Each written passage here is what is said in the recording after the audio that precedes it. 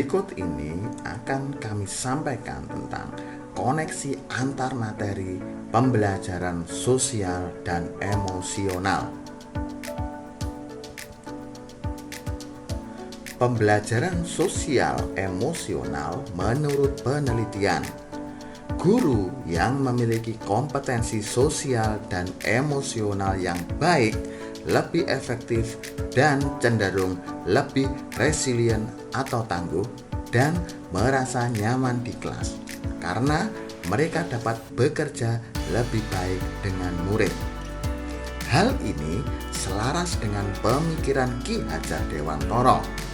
Pendidik adalah penuntun segala kekuatan kodrat yang ada pada anak-anak agar mereka sebagai manusia dan anggota masyarakat dapatlah mencapai keselamatan dan kebahagiaan yang setinggi-tingginya.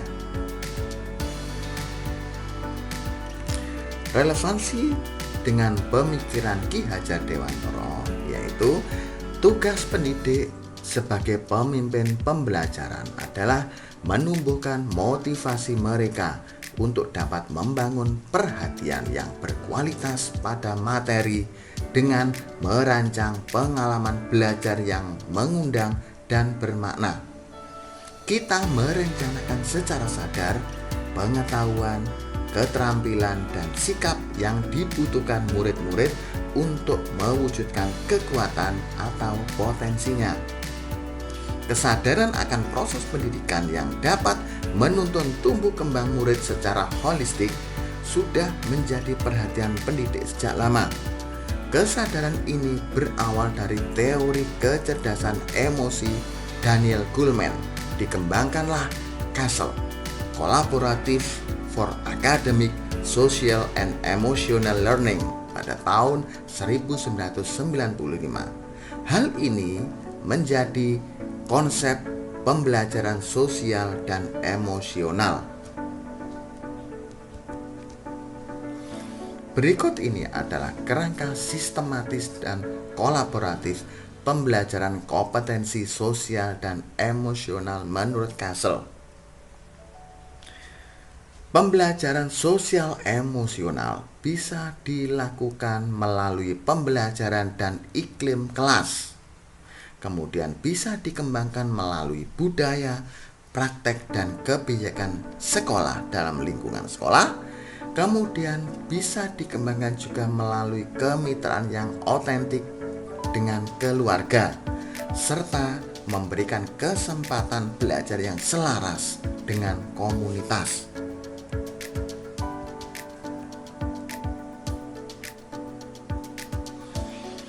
Pembelajaran sosial dan emosional merupakan pembelajaran yang dilakukan secara kolaboratif seluruh komunitas sekolah. Proses kolaborasi ini memungkinkan anak dan orang dewasa memperoleh dan menerapkan pengetahuan, keterampilan, dan sikap positif mengenai aspek sosial dan emosional. Adapun 5 kompetensi sosial emosional antara lain, yang pertama adalah kompetensi kesadaran diri atau self-awareness. Yang kedua, kompetensi manajemen diri atau self-management. Yang ketiga, kompetensi kesadaran sosial atau social awareness. Yang keempat, kompetensi kemampuan berelasi atau relationship skill.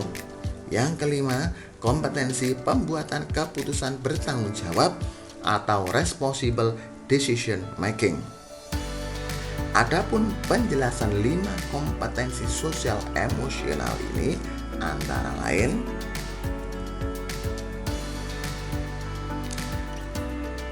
kompetensi kesadaran diri merupakan kemampuan untuk memahami perasaan, emosi, dan nilai-nilai diri sendiri dan bagaimana pengaruhnya pada perilaku diri dalam berbagai situasi dan konteks kehidupan. Contoh kesadaran diri ini antara lain yaitu dapat mengembangkan identitas pribadi dan sosial, mengidentifikasi emosi dalam diri, mampu menghubungkan perasaan, pikiran, dan nilai-nilai diri, dan lain-lain. Kompetensi manajemen diri merupakan kemampuan untuk mengelola emosi, pikiran, dan perilaku diri secara efektif dalam berbagai situasi dan untuk mencapai tujuan dan aspirasi. Adapun contoh manajemen diri ini antara lain mengelola emosi diri, mengidentifikasi dan menggunakan strategi pengelolaan stres, menunjukkan disiplin dan motivasi diri, merancang tujuan pribadi dan bersama, dan lain-lainnya. Kompetensi kesadaran sosial merupakan kemampuan untuk memahami sudut pandang dan dapat berempati dengan orang lain, termasuk mereka yang berasal dari latar belakang, budaya, dan konteks yang berbeda-beda. Contoh kesadaran sosial ini antara lain adalah mempertimbangkan pandangan orang lain, mengakui kemampuan orang lain, memahami dan mengekspresikan rasa syukur, berempati kepada orang lain, dan lain sebagainya. Kompetensi keterampilan berelasi merupakan kemampuan untuk membangun dan mempertahankan hubungan yang sehat dan suportif. Contoh keterampilan berelasi ini yang bisa kita implementasikan adalah dengan berkomunikasi dengan efektif, mempraktekkan kerjasama tim dan pemecahan masalah secara kolaboratif, mengembangkan relasi dan hubungan positif dengan pihak lain, dan lain sebagainya. Kompetensi pengambilan keputusan yang bertanggung jawab merupakan kemampuan untuk mengambil pilihan-pilihan membangun yang berdasar atas kepedulian, kapasitas dalam mempertimbangkan standar-standar etis dan rasa aman, dan untuk mengevaluasi manfaat konsekuensi dari bermacam-macam tindakan dan perilaku untuk kesejahteraan psikologis atau well-being diri sendiri, masyarakat, dan kelompok. Contoh pengambilan keputusan ini antara lain adalah menunjukkan rasa ingin tahu dan keterbukaan pikiran, belajar membuat keputusan yang masuk akal, menyadari bahwa keterampilan berpikir kritis sangat berguna baik dari dalam maupun di luar sekolah, dan lain sebagainya. Ruang lingkup pembelajaran sosial emosional ini ada 3 hal yang bisa kita implementasikan dalam lingkungan yang ada di sekolah. Yang pertama, pembelajaran ini bisa kita lakukan melalui kegiatan rutin di luar pembelajaran akademik.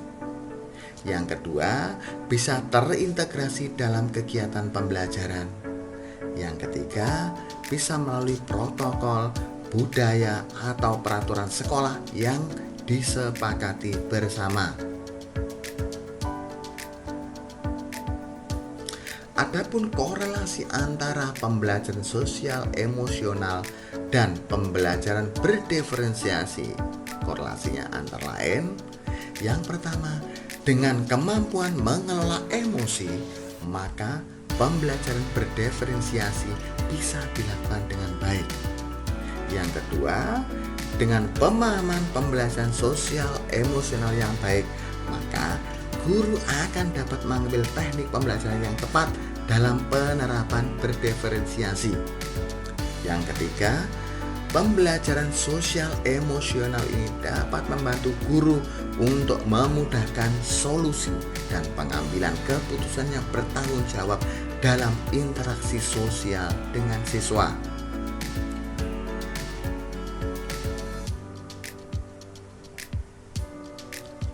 Adapun keterkaitan pembelajaran sosial emosional dengan modul-modul sebelumnya antara lain, yang pertama hubungannya dengan filosofi KD, pendidik sebagai penuntun tumbuh kembangnya anak, pendidikan sesuai dengan kodrat alam dan kodrat zaman, pendidikan budi pekerti, dan pendidikan yang berpusat pada anak atau menghamba pada anak. Yang kedua, hubungan dengan nilai dan peran guru penggerak. Hal ini, pembelajaran sosial emosional bisa menumbuhkan nilai dan peran pada guru dan murid dalam mengelola emosi, sehingga pembelajaran yang berpusat pada murid tercapai dan bisa berjalan dengan seimbang.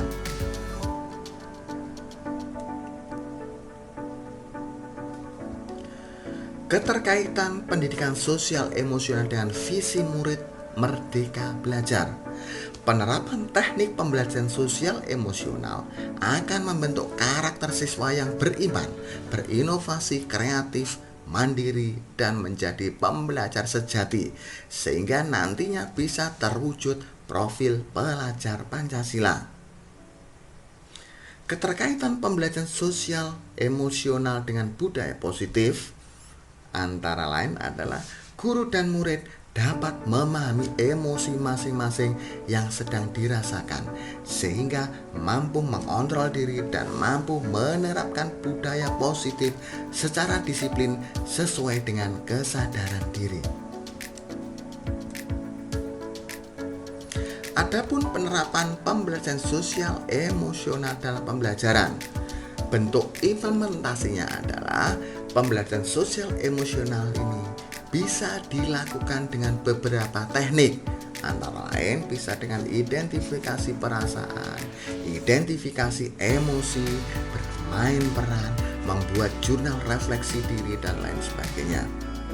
Adapun penerapannya bisa dipadukan dengan RPP berdiferensiasi supaya tercipta pembelajaran sesuai dengan gaya belajar murid, yaitu apakah bergaya visual, auditori, maupun kinestetik, supaya tercipta merdeka belajar.